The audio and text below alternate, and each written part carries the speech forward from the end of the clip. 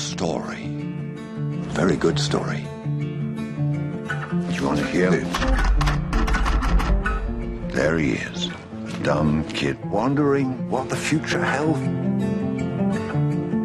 He wanted to be a writer, but the words just wouldn't come. Hey guys, Lucas here again with another movie review. Today it's The Word, starring Bradley Cooper, Zoe Saldana, Jeremy Irons, and Ben Barnes. The Word is about a struggling writer, played by Bradley Cooper, who has pitched a bunch of his stories or books to publishing companies, and while they say it's a very, they were saying they like your work, but we just can't publish it, so he's very frustrated.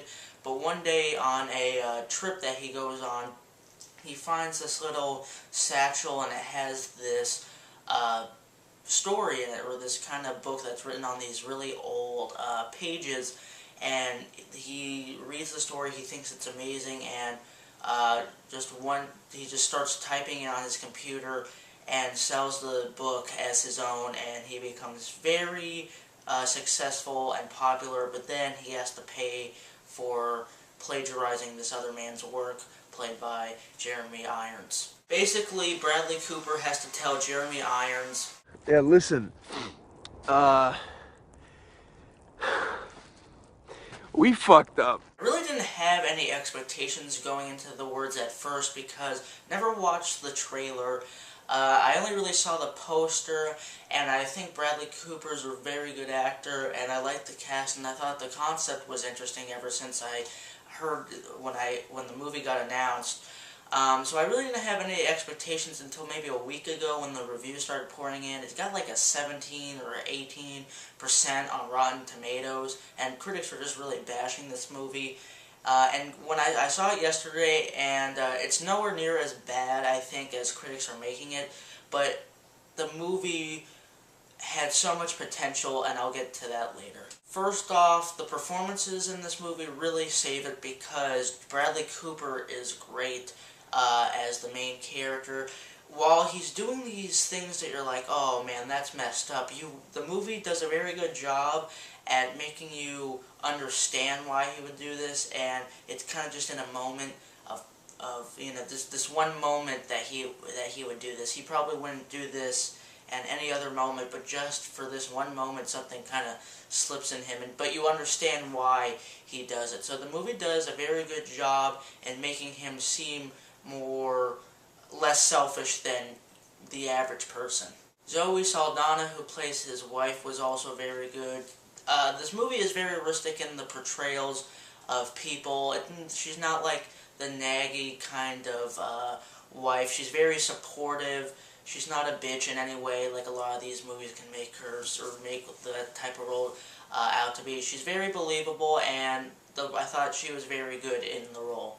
Ben Barnes, who played young Jeremy Irons, I thought was very good. He didn't have a lot of dialogue. He had to, do a lot of, kind of facial expressions, or when half of his dialogue was also in French, but I thought he portrayed the young Jeremy Irons very well, just through a lot of the facial expressions that he was making, and his interactions with the other characters, and I thought those scenes were very well shot and very pretty to look at. The definite scene stealer in this movie is Jeremy Irons, and he is great. You really feel for him too. I mean, obviously you do, but he was so good.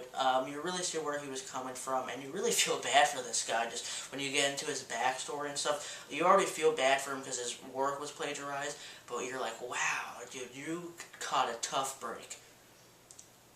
And the scenes between him and Bradley Cooper are pretty riveting and very, very interesting to see how they play out.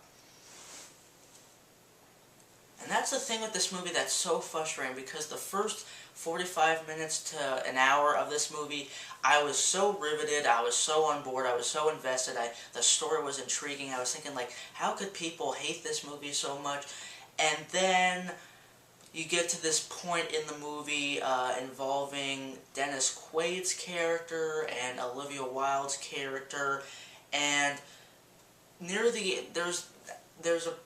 in the movie, like 45 minutes in, they kind of start getting into Jeremy Irons' backstory, and you're into that story. You're really invested because they're really showing you what drove this guy to write this story, and you get back, you understand why he's so angry at Bradley Cooper's character, not for just plagiarizing his work, but the reasons why he's mad, or they make you really feel for his character. Just that his backstory goes on for a little too long. I would say his backstory lasts for about 25 minutes, and while I feel like most of the backstory was necessary, it made the movie drag on a little bit near the end. But I would say the biggest problem with this movie, and I can't really describe it in detail without spoiling a big majority of the movie, but let's just say Dennis Quaid's character has like a separate story than these two. That's all I'll say.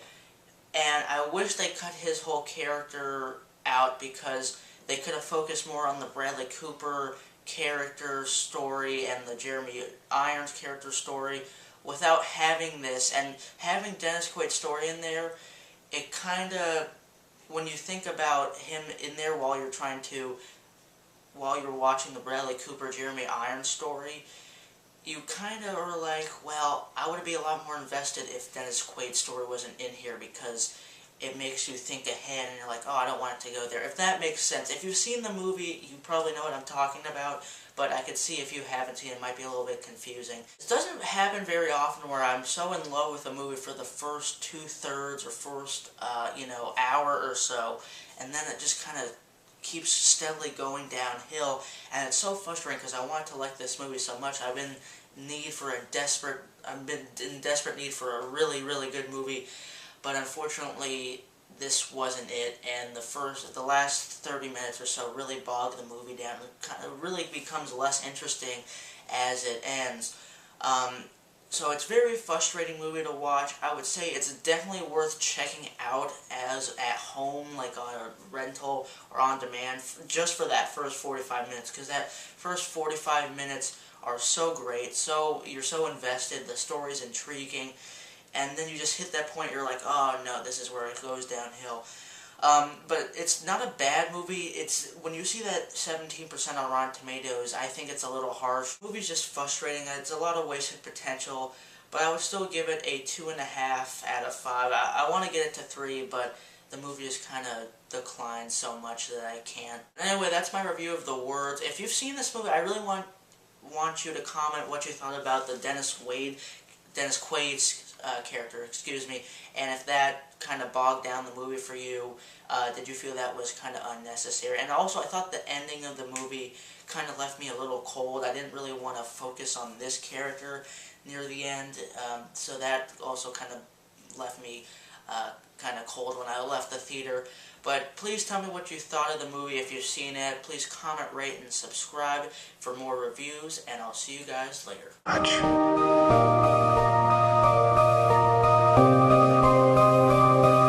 You think you can just steal man's life and expect there'll be no price to pay?